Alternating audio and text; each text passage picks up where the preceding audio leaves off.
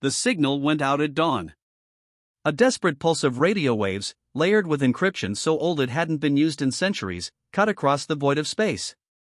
It came from the council chambers of Varela, a lush blue-green world now burning at the edges. The Korath had breached orbit 2 days earlier. Cities were already in flames. The orbital defense grid was collapsing, one station after another. The Varelan fleet was shattered, those who had not been destroyed had fled, scattering into deep space like leaves in a storm. "Send the code," Counselor Revel ordered, her voice hoarse. Her aides hesitated. "Counselor, it's not just any distress call. If the old records are true." "Do it," she snapped. "My people are dying." And so, with trembling hands, they transmitted the code, the one their ancestors had sworn never to use. The old archives called it the Deathworlders signal. The myths spoke of them, the children of a savage planet, born in gravity that crushed lesser species, in air so turbulent it shaped their lungs like steel. They were called humans, but to the galaxy, they were the Deathworlders. Generations had passed without a single confirmed sighting. Many believed they had vanished into legend. Others suspected they'd chosen exile, withdrawing to their own territories beyond the mapped spiral arms. The Virelans did not believe the legends. They believed in survival. Far beyond Varela's system, past the trade lanes, past the patrol routes of the Galactic Concord, a forgotten station hung silent in the shadow of a red dwarf star. No traffic. No signals. Just a single war AI, dreaming in the dark. The SOS reached it in 22 hours. The station stirred. Massive hangar doors rumbled open for the first time in 131 years. Inside, the Iron Vanguard waited 12 warships painted black as a moonless night, hulls bristling with weapons whose schematics were unknown to the galaxy's brightest engineers. Engines ignited. One by one, the Deathworlders' war contingent slid from their cradles, forming a silent phalanx in the dark. Their commander, a tall figure in matte black armor, stood on the flagship's bridge. "Signal origin?" he asked. A sensor officer replied, "Varela Prime. Korath invasion forces in orbit. Civilian casualties escalating. Authorization codes match Treaty Clause Omega." The commander's eyes narrowed. "Then the treaty stands. Set course for Varela. All ships, full burn." And the void lit with the blue fire of a war fleet awakening from its long sleep. By the time the Varelans saw the first blip on their long-range scanners, their skies were already lost. The Korath controlled orbit, their black and bronze ships forming a noose around the planet. The invaders' ground forces swept through city after city. The smell of ash clung to the air. Then, the blip became a dozen. At first, the Korath dismissed them. Small fleet. Outdated registry codes. No known faction. They were wrong. The Deathworlders arrived like a wall of steel and fire.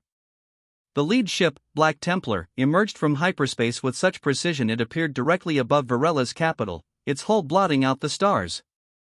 Plasma lances erupted from its broadside, slicing through Korath battlecruisers before their captains could issue orders. The rest of the Iron Vanguard followed Iron Requiem, Wolf's Fawn, Silent Judgment. Each one moved like a predator, cutting through the enemy formation with merciless efficiency. From the surface, the Varelans saw the night sky ignite in streaks of white and red. Entire Korath squadrons vanished in flashes brighter than the sun. The Deathworlders did not broadcast a warning. They did not offer surrender terms. They simply killed. The battle was over in 48 minutes. Half the Korath fleet was vaporized. The rest fled into deep space, leaving wreckage to burn in Varela's upper atmosphere. The Varelan Council gathered in the shattered tower of their capital. Relief washed over them until they saw the Deathworlder dropships descending. Sleek, black, insect-like craft, they landed in perfect formations outside the council complex. Armored soldiers emerged, their weapons silent but ready. From the largest dropship came the commander. His armor was matte and unadorned. His helmet hid his face, but his voice carried the weight of iron. "Varela is now under Deathworlder protection," he said. "Your defense grid is compromised. Your fleets are gone. You will not survive another war without us. Counselor Revell stepped forward. You saved us. We are grateful. But this is not a negotiation, the commander interrupted. Your planetary defense codes. Now. Gasps filled the chamber. You can't. The commander tilted his head slightly. You sent the signal. That means you invoked Clause Omega. That clause states, any Deathworlder contingent answering will assume full strategic control until the threat is eliminated. But the threat is eliminated. The commander's visor turned toward the burning horizon. No. It isn't. Within hours, Deathworlder engineers began dismantling the remains of the Varellan orbital defense grid, replacing it with their own weapon platforms, massive gun batteries and missile silos pointed not just outward, but toward the planet itself. Troop barracks rose in the capital. Patrols swept the streets. The humans' presence was orderly, disciplined, and absolute. Some Varellans called it safety. Others whispered the word occupation. From orbit, the Iron Vanguard ships formed a ring around Varela, their black hulls reflecting the planet's light like silent executioners. 2 weeks later, Counselor Revell stood on her balcony as a massive flag unfurled over the capital. It was not the crest of Varela. It was the Deathworlder banner, a crimson planet wreathed in steel. She thought of the legends, of the warnings never to summon them. She thought of the moment she had ordered the signal sent. Her people were alive. Her world was safe. But it was no longer theirs. Far above, the Deathworlder commander stood on the bridge of Black Templar, watching the planet rotate beneath him. Another signal pulsed through the fleet's comms, another world, another distress call. The Iron Vanguard turned its prows toward the stars. Varela was just the beginning. It started with a drill bit. The moon of Jorvik had no great cities, no armies, no fleets. It was a mining rock, cold, desolate, its air too thin to breathe without a mask. Most of its 2,000 inhabitants were miners, engineers, and the occasional drifter who'd found nowhere else to go. That morning, a work crew was excavating a seam of rare heavy metals deep under the ice. The drill hit something solid, not rock, not ore. Metal. They cut the ice away and found it, a small, black beacon, perfectly smooth, its surface etched with symbols none of them recognized. It had no seams, no visible controls. Probably a relic, Foreman Hale muttered, hauling it back to the outpost. Might fetch a price with the artifact traders. But when they brought it into the warm air of the mining station, the beacon woke. A low hum filled the room. Lights crawled across its surface like tiny rivers of fire. And then, without warning, it transmitted. A burst of energy shot skyward, a tightly coded signal, so old and precise it passed clean through the planetary calm filters. It vanished into the black. The miners didn't know it, but they had just spoken to ghosts. 3 sectors away, buried in the forgotten archives of the Terran Union's military AI core, an alert flashed for the first time in 412 years. Black Code 77 received. Activate Omega Response Protocol. The AI didn't question why. It didn't wonder who had sent it.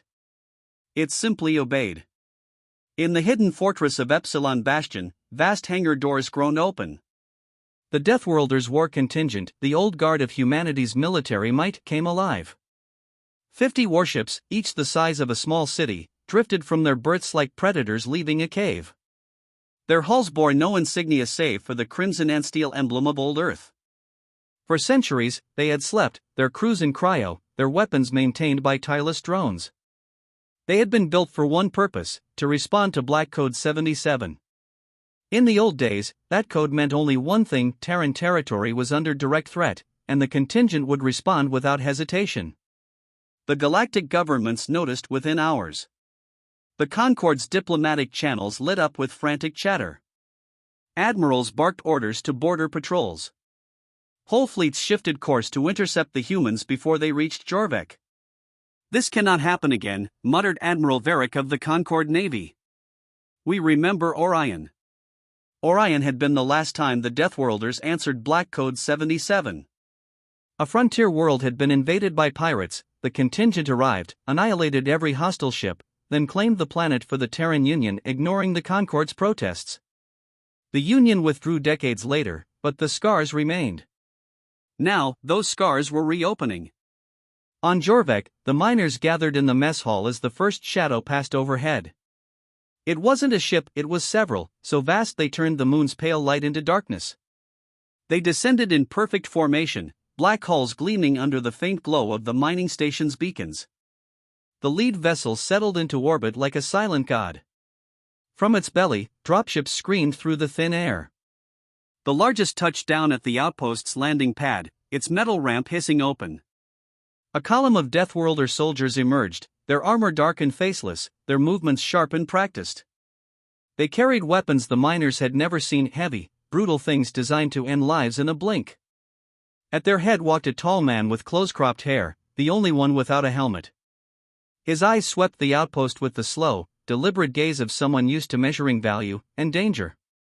"Who sent the signal?" he asked. The foreman stepped forward. It wasn't intentional. "We found a device, You found a Terran emergency beacon." The commander's voice was calm, but it cut like a blade. "That means this world is now under Terran protection." The miners exchanged uneasy glances. "Protection from what?" "There's no threat here." "There is now," the commander replied. "You've declared this territory contested. The Concord will try to take it. We will not allow that." Within hours, the war contingent transformed Jorvik from a quiet mining colony into a fortress. Orbital defense platforms unfolded in the sky, their gun barrels tracking every object within 1,000 kilometers. Armored carriers rumbled across the icy plains, deploying squads to secure every mine shaft and habitation dome. The miners were ordered to submit identification, register under Terran jurisdiction, and obey all military curfews. "This is insane," Hale muttered as a squad patrolled past his quarters. "We're miners. We dig rocks. Now we're living in a war zone." But the Deathworlders didn't care. They weren't here to protect the miners. They were here to enforce the treaty, a treaty the galaxy had long since forgotten, but the humans had not. By the second week, the Concord fleet had arrived. From orbit, Jorvik's horizon lit up as dozens of Concord cruisers faced the black silhouettes of the Deathworlders' warships. A transmission boomed across all frequencies. "This is Concord Command. You are occupying a neutral world. Withdraw immediately." The Terran commander's reply was cold. "Black Code 77 has been issued. By the Treaty of Orion, this moon is under Terran protection until further notice. That treaty expired 3 centuries ago. Not to us." The standoff lasted 23 tense hours. Then the Concord ships began to fall back. Not because they agreed, but because they remembered. They remembered Orion. They remembered what happened when they tried to fight. On the surface, Hale watched a Terran soldier drive the beacon into the frozen ground at the center of the outpost. "What happens now?" he asked. The soldier didn't look up from his work. "This beacon stays active. Its signal tells the entire sector, Jorvik belongs to the Deathworlders now." Hale swallowed hard. "And if we refuse?" The soldier gave him a look, not hostile, not cruel, just a quiet certainty. "You won't." From orbit, the Terran commander stood at the viewport of his flagship. Below, Jorvik's mining lights flickered against the ice. Above, the stars stretched forever, and somewhere out there, more beacons might still be sleeping. "Mark this sector," he ordered his navigator. "Terran space." The navigator hesitated. "Sir, it's been centuries since we held anything beyond the Union's borders. The galaxy won't like it." The commander's lips curled into a faint smile. "Then they shouldn't wake us."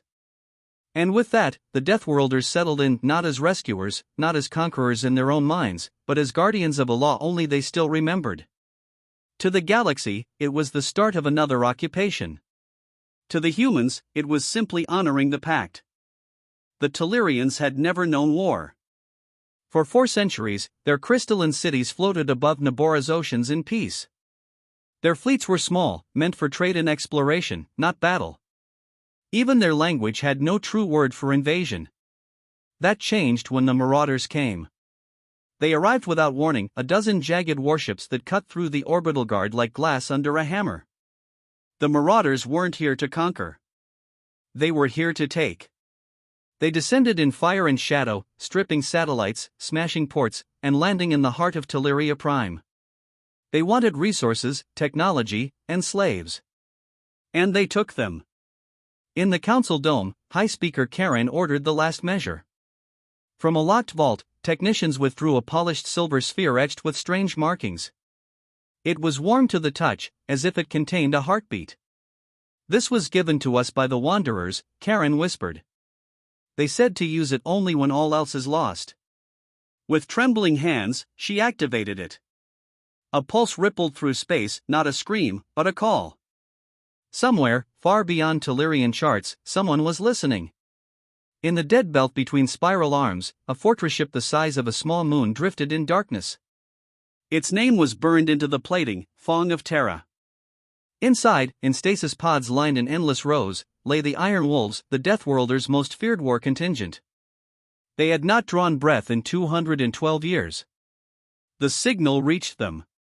A voice, flat and mechanical, echoed through the ship. "Wake protocol initiated. Black Fong code accepted. Target coordinates locked." The pods hissed open. Steam curled through the dark hangar. Warriors stepped out tall, scarred, armored in black and silver plates. Their eyes were cold and unblinking, their movements efficient, as if no time had passed. Captain Rael Voss, leader of the Iron Wolves, stood at the command deck, his hands clasped behind his back. "What's the threat assessment?" "Sector uncharted," replied the ship's AI. "Detected hostile activity, multi-vessel incursion. Technology level, inferior. Civilian losses escalating." Voss's lips curved in a humorless smile. "Then it won't take long." The Tellurians saw them arrive 3 days later. The sky tore open with light as the Fong of Terra dropped from faster-than-light transit, followed by a spearhead of 6 black warships. They moved with a precision the Tellurians had never seen, a predator's grace. Marauder scouts scrambled to intercept. They didn't make it. The Iron Wolves hit them like a thunderclap. The lead ship's main cannons fired once, and a Marauder destroyer came apart in a bloom of molten shards. Wolf-class interceptors swarmed from the hangars, cutting through raider craft with plasma bursts. From the ground, Tellurian civilians watched the battle unfold like a storm in orbit. For the first time since the invasion began, the Marauders were not the hunters. The fight was short, brutal, and utterly one-sided. The Iron Wolves didn't push the enemy back, they erased them. Every Marauder ship caught in the gravity well was hunted down and burned. Those that tried to flee were run down with frightening speed. But the Wolves didn't stop there. They landed. Black armored troops swept into the cities, their boots ringing against the crystal streets. They secured the spaceports, seized the communication towers, and took over the central power grids. Captain Voss met High Speaker Karen in the council dome. "You summoned us," he said simply. His voice was deep, controlled, the kind of calm that made her nervous. You saved us," Karen replied, struggling to find words. "The Marauders are gone," Voss finished for her. "But you are not safe. You've been marked. They will come again, or someone worse will. We will prevent that." Relief flickered in her eyes until he continued. "This world is now under Iron Wolf protection. All defense authority is transferred to us. Effective immediately." Karen's throat tightened. "That was not our agreement. We asked for help." "You called the Wolves," Voss said flatly. "We don't help. We hold." Within a day, the Wolves' engineers began tearing down Tellurian orbital stations, replacing them with human-made defense platforms. Enormous guns bristled above the oceans, their targeting arrays constantly sweeping the skies. Their ground forces built fortified outposts in every city, manned by grim-faced soldiers. Patrols moved through the markets, silent but watchful. The Tellurians told themselves it was temporary. That once the threat was gone, the wolves would leave. But the wolves didn't leave. 2 weeks later, a small fleet entered the Nabora system, not marauders this time, but Concord peacekeepers. They hailed the Iron Wolves, demanding to speak. "This world belongs to the Tellurians," the Concord envoy declared. "Withdraw your forces or face sanctions." Captain Voss appeared on their comm screens, armored and unblinking. "They called us," he said. "By right of the Black Fawn signal, this system is under Deathworlder jurisdiction until we say otherwise." "That's not recognized law," the envoy shot back. Voss leaned forward, his face filling the frame. "Then come take it." The Concord ships held position for a long, tense hour and then they turned away. Life under the wolves was different.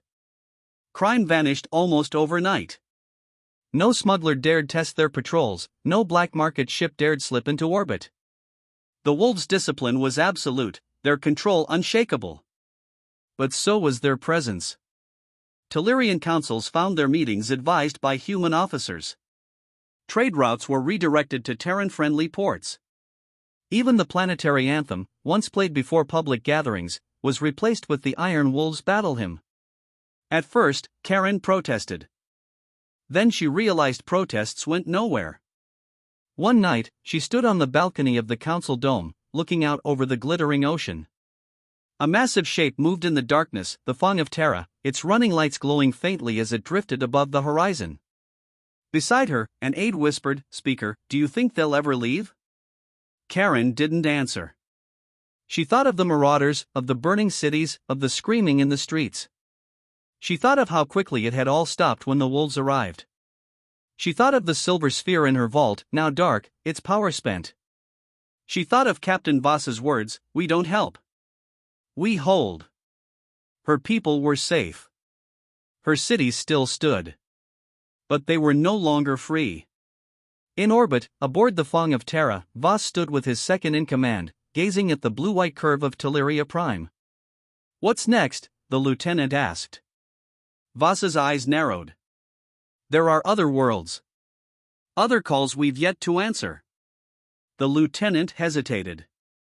"And if they're not in our territory?" Voss's mouth twitched in the faintest shadow of a smile. "They will be." The Fong of Terra shifted course, its escorts falling into perfect formation. Somewhere, in the darkness between stars, another signal might be waiting, another desperate call. The Iron Wolves would answer. And they would never let go.